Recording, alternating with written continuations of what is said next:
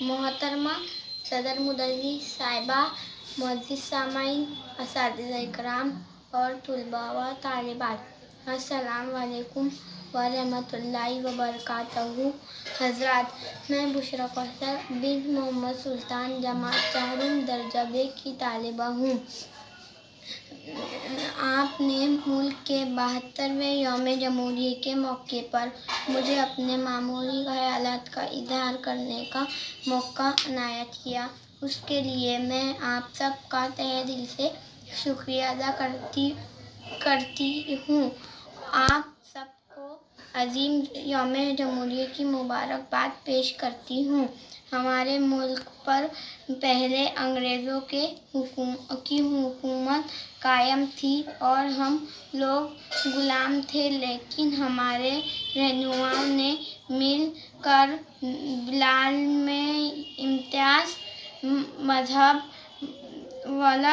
وملت انگریزوں کے خلاف لڑ کر ہمیں ان کی غلامی سے آزاد کروایا اور انہیں بھارت چھوڑنے پر مجبور کر دیا۔ 15 اگست 1947 کو ملک آزاد ہو گیا، لیکن اس ملک کے نظام حکومت کو چلانے کے لیے ڈاکٹر بھیم راؤ امبیڈکر جی کی قیادت میں بڑی جدوجہد کے بعد 26 جنوری 1949 کو ملک کا قانون بن کر تیار ہوا۔ اس قانون کو ملک پر میں 26 جنوری 1950 کو نافذ کر دیا گیا، جب سے لے کر آج تک ہم 26 جنوری کو یوم جمہوریہ کے نام سے مناتے آ رہے ہیں۔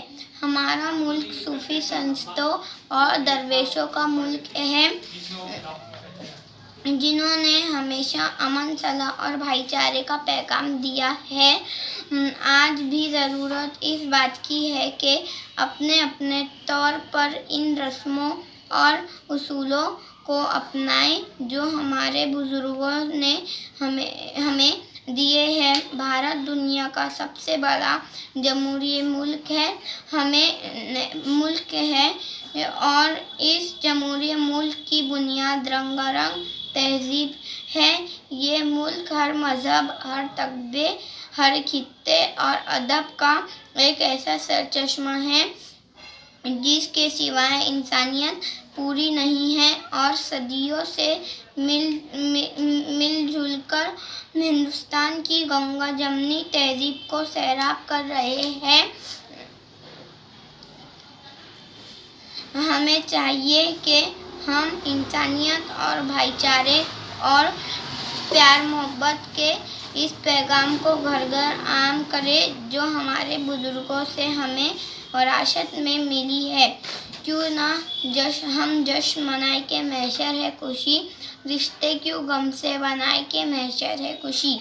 آج کے دن میں ان بزرگوں اور عظیم رہنماؤں کی قربانیوں اور ان کے مقصد کی یاد لانا چاہتی ہوں۔ ہمارے بزرگوں نے آزادی اور جمہوریت کا جو خواب دیکھا تھا وہ کچھ حد تک پورا تو ہوا، لیکن ہمارے سامنے آزادی، اخوت اور مساوات کا عظیم تصور بھی باقی ہے۔ اس ملک کے تمام باشندوں کو یکساں طور پر آگے بڑھ کر اس بھائی چارے کا مظاہرہ کرنا چاہیے۔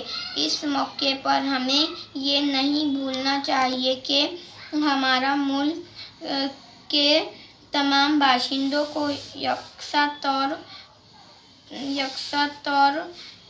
پر آگے بڑھ کر اس بھائی چارے کا مظاہرہ کرنا چاہیے۔ اس موقع پر ہمیں یہ نہیں بھولنا چاہیے کہ ہمارے ملک آج بہت سارے مسائل سے دوچار ہے، یہ ہمارے لیے لمحہ فکر ہے۔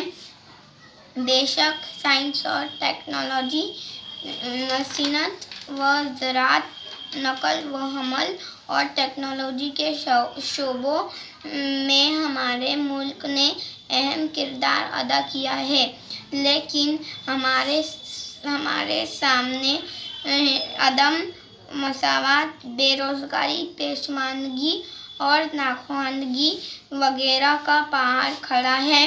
اس لیے ضروری ہے کہ ہم اس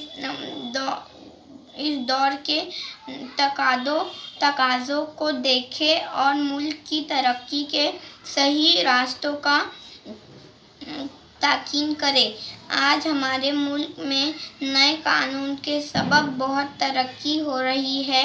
ہر طرف قومی شاہراہ، نیشنل ہائی وے کا کام شروع ہے، ڈیجیٹل انڈیا کا دور شروع ہو گیا ہے، ہر کوئی موبائل کا استعمال کمپیوٹر کے ساتھ ساتھ کر رہا ہے۔ آؤ آج مل کر یہ عہد کریں کہ اپنے ملک کو بہتر سے بہتر بنانے کے لیے قانون کا ساتھ